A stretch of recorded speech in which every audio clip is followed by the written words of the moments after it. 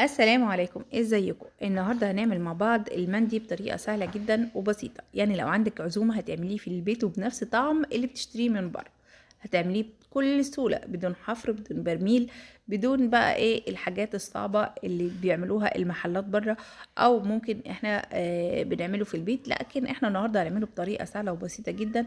وكمان هنعمل الرز بنفس طعم الرز بتاع المطاعم اللي بره. الرز هيبقى سهل جدا وطعمه رائع جدا.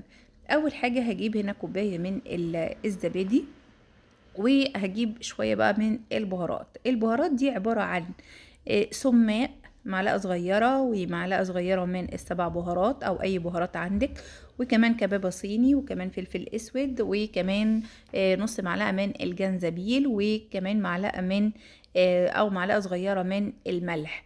كل التوابل دي والبهارات دي هنحطها على الزبادي. هجيب هنا معلقة صغيرة من الثوم المهروس أو المفروم. طبعا الثوم بيدي تيست عالي جدا جدا للفراخ. وهجيب هنا كده معلقتين كبار من الصلصة، هضيفها على المكونات بتاعتنا. لو في جنزبيل فريش يا ريت لو نحط بقى لو في جنزبيل فريش، لكن انا عشان مش متوفر عندي جنزبيل فريش استعملت الجنزبيل الباودر. الجنزبيل الفريش مع الثوم بيدوا تيست عالي جدا جدا للفراخ. بعد كده هقلب المكونات بتاعتي دي وهحط معاها معلقة كبيرة من المستردة. طبعا انا عندي المستردة دي بفضلها في تتبيلة الفراخ، بتدي طعم رائع جدا جدا جدا للفراخ فوق ما تتخيلوا. هضيف كمان شوية كده صغيرين من الزيت، يعني مقدار معلقتين كبار كده من الزيت. بعد كده هقلب المكونات بتاعتي دي كلها مع بعض، هخليهم كلهم يمتزجوا مع بعض كويس جدا. كمان لو في رشة زعتر صغيرة ممكن نضيف رشة زعتر، بس يكون مطحون كويس جدا. بعد كده هضيف عصير ليمونة، وطبعا هصفيه من الشوائب او اشيل البذر منه. وهنقلب بقى عصير الليمون في الخلطة بتاعتنا. طبعا بقى عشان الفراخ تاخد اللون الاحمر اللي بنشوفه ده هنضيف لون طعام. انا نسيت كمان المكونات، حطيت فيها بابريكا. المكونات اللي هي البهارات حطينا فيها بابريكا.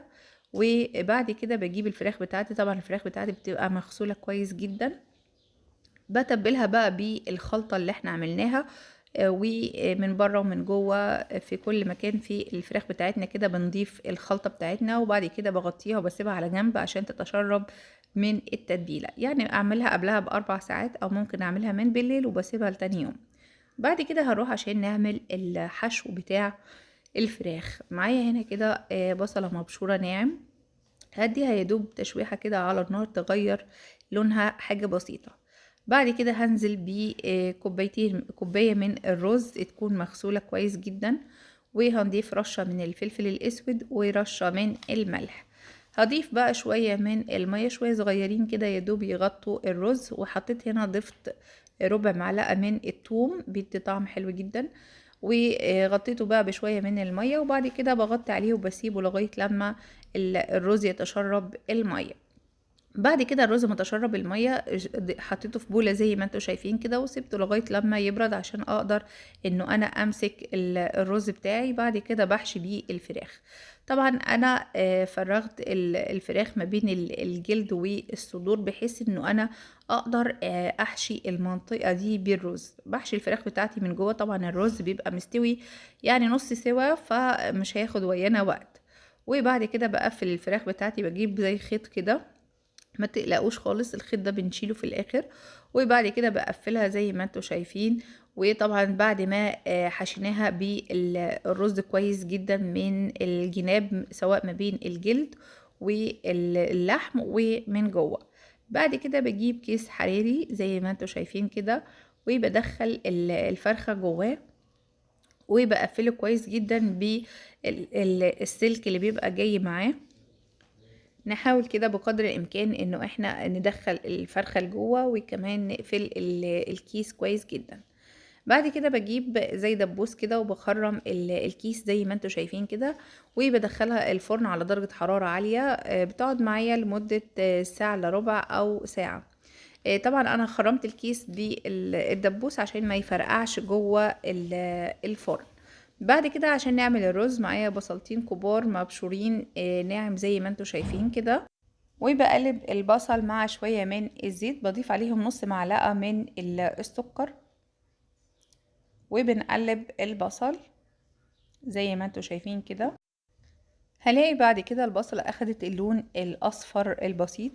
هضيف معلقة كبيرة من الكركم، وكمان معلقة نص معلقة صغيرة من القرفة، وهنضيف شوية من الملح وشوية من الفلفل الاسود، وبنقلب البهارات مع البصل. بعد كده بضيف الرز بتاعي يكون مغسول كويس جدا، وبضيفه للبهارات دي وبنقلبها كويس جدا لغاية لما البصل والبهارات يختلطوا كويس جدا بالرز. هنزل بعد كده بشوربة، كان عندي شوربة، لو مش متوفر شوربة ممكن مية، وبنضيف عليها مكعب مرق دجاج. بعد كده بغطي الرز لغاية لما يستوي، بيبقى معايا بالشكل اللي انتوا شايفينه ده. بولع فحمة وبحطها في الرز، وبحط عليها شوية من الزيت، وبقفل الحلة بتاعتي على الرز عشان الرز ياخد من طعم الفحم كأنه معمول تحت الفراخ المندي في البرميل. وبعد ما الفراخ استوت بقى بالشكل اللي انتوا شايفينه ده، بقى شكلها تحفة جدا وجميل جدا جدا. شايفين وانا بقطع بقى السكينة اخدت جزء كده من الكفر بتاع الفراخ. شايفين لونها وشكلها تحفة جدا، كمان الريحة كانت مالية البيت وكانت ريحتها حلوة جدا. ولعت فحمة وغطيت عليها بقى بالفويل عشان تاخد من الريحة ومن طعم الفحم. بعد كده غرفنا بقى الرز في سيرفيس كبير وحطينا عليه الفراخ. ممكن بقى رشة بقدونس اللي انتوا حابينه، ممكن شرايح ليمون زي ما تحبوا بقى بالشكل الجميل اللي قدامنا ده. وكمان طعمها نفس الطعم اللي بنشتريه من بره، بل احسن بكتير بكتير جدا. يعني انا جربت المندي بتاع بره بصراحة ما عجبنيش خالص، لكن المندي اللي بيتعمل في البيت بيكون افضل واطعم واحلى وانضف كمان. بيبقى غاسلين الفراخ كويس جدا، لكن عكس اللي بره بيغسلوا الفراخ بطريقه مش لطيفه خالص. فاحنا بننضف الفراخ بتاعتنا في البيت. زي ما انتوا شايفين الرز بتاعنا مستوي تماما ومفلفل الحبه بحبتها زي ما انتوا شايفين كده، وكمان طعمه رائع جدا جدا، والفراخ مستويه على الاخر زي ما انتوا شايفين كده. اتمنى ان الفيديو يكون عجبكم النهارده. يا ريت ما تنسوش الاشتراك في القناه وتفعيل زر الجرس عشان يوصلكم مني كل جديد لو انتوا بتتابعوني من على اليوتيوب، ولايك وشير للفيديو. ولو انتوا بتتابعوني من على الفيسبوك يا ريت لو تعملوا لي فولو للصفحة وكمان لايك للفيديو.